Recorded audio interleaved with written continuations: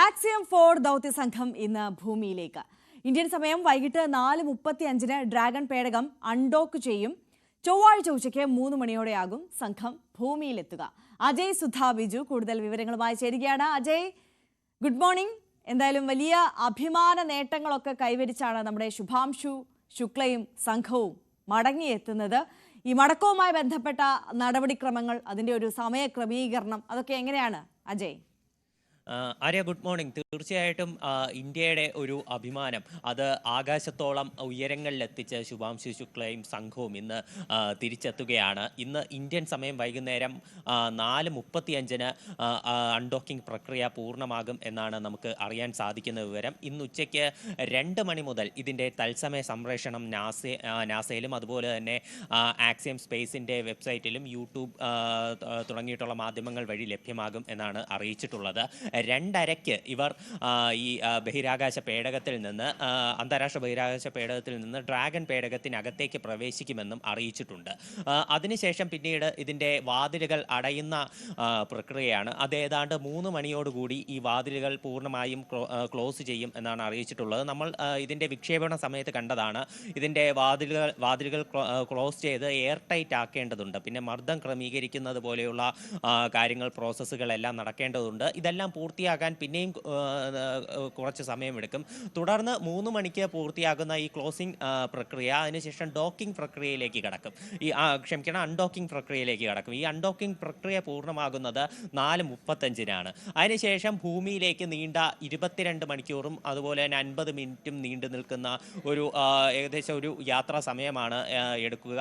ചൊവ്വാഴ്ച വൈകുന്നേരം 3 മണിയോടുകൂടി കാലിഫോർണിയയ്ക്ക് അടുത്തുള്ള പസഫിക് സമുദ്രത്തിൽ ഇത് സ്പ്ലാഷ് ഡൗൺ ചെയ്യുമെന്നും നിലവിൽ അറിയിച്ചിട്ടുണ്ട്. നിരവധി പേലോഡുകളുമായിട്ടാണ് ഈ സംഘം ഭൂമിയിലേക്ക് വരിക. അതിൽ ശുഭാംശു ശുക്ലയുടെ കൈവശമുള്ളത് പ്രത്യേകം അദ്ദേഹം ഏറ്റവും കൂടുതൽ സമയം ചെലവഴിച്ച് ചെയ്തിട്ടുള്ള പരീക്ഷണമായിട്ടുള്ള മസിൽ സെൽസിൻ്റെ ഒരു പരീക്ഷണമാണ്. അത് മൈക്രോഗ്രാവിറ്റിയിൽ മസിൽ സെൽസിൽ ഉണ്ടാകുന്ന മാറ്റങ്ങൾ, അതിനെ സംബന്ധിച്ചുള്ള പരീക്ഷണത്തിൻ്റെ വിശദാംശങ്ങൾ, അതുമാത്രമല്ല ബഹിരാകാശത്ത് വെച്ച് വിരിയിച്ചെടുത്ത വിത്തുകൾ, അതെല്ലാം ഭൂമിയിലേക്ക് തിരിച്ചു കൊണ്ടുവരേണ്ടതുണ്ട്. ഭൂമിയിലെത്തിച്ച് അതിൻ്റെ തുടർ പഠനങ്ങൾ നടത്തേണ്ടതുണ്ട്. ഭൂമിയിലെ സ്വാഭാവിക അന്തരീക്ഷത്തിൽ ഈ വിത്തുകളുടെ വളർച്ച നിരീക്ഷിച്ചതിന് ശേഷം അതിൻ്റെ തുടർ പരീക്ഷണങ്ങൾ നടത്തേണ്ടതുണ്ട്. പിന്നെ ബഹിരാകാശത്തുള്ള പ്രകാശ സംശ്ലേഷണം, ബഹിരാകാശത്തുള്ള ഈ സൂക്ഷ്മ അണുക്കളുടെ വളർച്ച, അതുപോലെ തന്നെ ബഹിരാകാശത്ത് വെച്ച് കമ്പ്യൂട്ടർ ഉപയോഗിക്കുമ്പോഴുള്ള കണ്ണുകളുടെ ചലനം തുടങ്ങിയിട്ടുള്ള കാര്യങ്ങളെല്ലാം അദ്ദേഹം പഠന വിധേയമാക്കിയിട്ടുണ്ട്. ഇവയെല്ലാം ഇപ്പോൾ ഭൂമിയിലേക്ക്, ഇതിൻ്റെ വിവരങ്ങളെല്ലാം കൊണ്ടാണ് അദ്ദേഹം വരുന്നത്.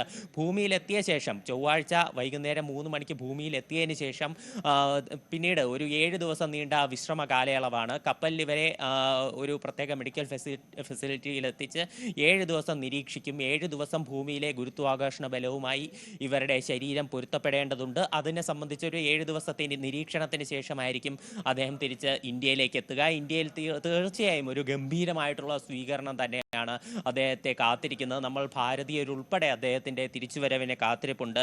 ഈ തിരിച്ച് ഭൂമിയിലേക്കുള്ള ഈ വരവെന്ന് പറയുന്നത് നമ്മൾ എങ്ങനെയാണോ ഈ പേടകത്തിനെ വിക്ഷേപിച്ചത് അതുപോലെ തന്നെ ഒരു സങ്കീർണമായിട്ടുള്ള ഒരു പ്രക്രിയയാണ്. ഭൂമിയുടെ ഉപരിതലത്തിൽ നിന്ന് ഏകദേശം 350 കിലോമീറ്റർ ഉയരത്തിലെത്തുമ്പോൾ, അതുവരെ ഇത് ഭൂമിയെ സർക്കിളായിട്ടാണ് ചുറ്റി അതിൻ്റെ ഭ്രമണപഥം താഴ്ത്തി ഭൂമിയിലേക്ക് വരുന്നത്.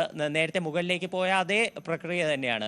ഓരോ ഭ്രമണപഥമായി താഴ്ത്തി ഭൂമിയിലേക്ക് വരും. പിന്നീട് ഭൂമിയുടെ ഉപരിതലത്തിൽ നിന്ന് 350 കിലോമീറ്റർ ഉയരത്തിലെത്തുമ്പോൾ ഇതിൻ്റെ വിപരീത ദിശയിലേക്ക് ഇതിൻ്റെ ട്രസ്റ്ററുകൾ ഇത് സ്റ്റാർട്ട് ചെയ്തുകൊണ്ട് ഇതിൻ്റെ സ്പീഡ് കുറച്ച് വരും. അത് ഡി ഓർബിറ്റൽ നടപടികൾ ഈ ഘട്ടത്തിലാണ് തുടങ്ങുക. ഓപ്പോസിറ്റ് ഡയറക്ഷനിൽ എഞ്ചിനുകൾ ജ്വലിപ്പിച്ച് അതിൻ്റെ വേഗത കുറച്ച് ഇത് ഭൂമിയിലേക്ക് എത്തിക്കും. അതുമാത്രമല്ല, ഭൂമിയിലേക്ക് കടക്കുമ്പോൾ തീർച്ചയായും വളരെ വലിയൊരു ടെമ്പറേച്ചർ ആയിരിക്കും ഈ പേടകത്തിൽ അനുഭവപ്പെടുക. അതെല്ലാം കുറയ്ക്കാനായിട്ടുള്ള കവചങ്ങളുമെല്ലാം ഈ പേടകത്തിൽ ഇപ്പോൾ സജ്ജീകരിച്ചിട്ടുണ്ട്.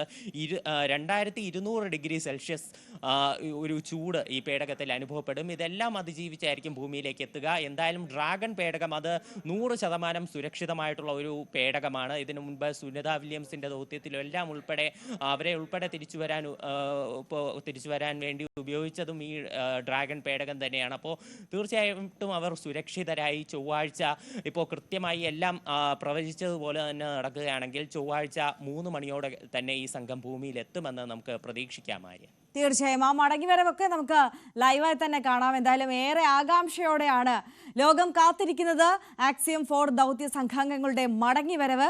അതിനപ്പുറം ഇപ്പോൾ അജയ് സൂചിപ്പിച്ചതുപോലെ തന്നെ 7 ദിവസത്തെ ഒരു വിശ്രമത്തിനും ഈ ഗുരുത്വാകർഷണവുമായൊക്കെ ഇവർ പൊരുത്തപ്പെട്ടതിന് ശേഷം, ഇവരെ നിരീക്ഷണത്തിൽ വെച്ചതിന് ശേഷമായിരിക്കും ശുഭാംശു ശുക്ല ഇന്ത്യയിലേക്ക് മടങ്ങിയെത്തുക. അപ്പോൾ ഇവിടെ രാജ്യത്ത് വലിയ ആഘോഷമാകും. വളരെ ഊഷ്മളമായ സ്വീകരണം തന്നെയായിരിക്കും ശുഭാംശുവിന് നമ്മളിവിടെ ഒരുക്കുക എന്നതിലും ഒരു തർക്കവുമില്ല.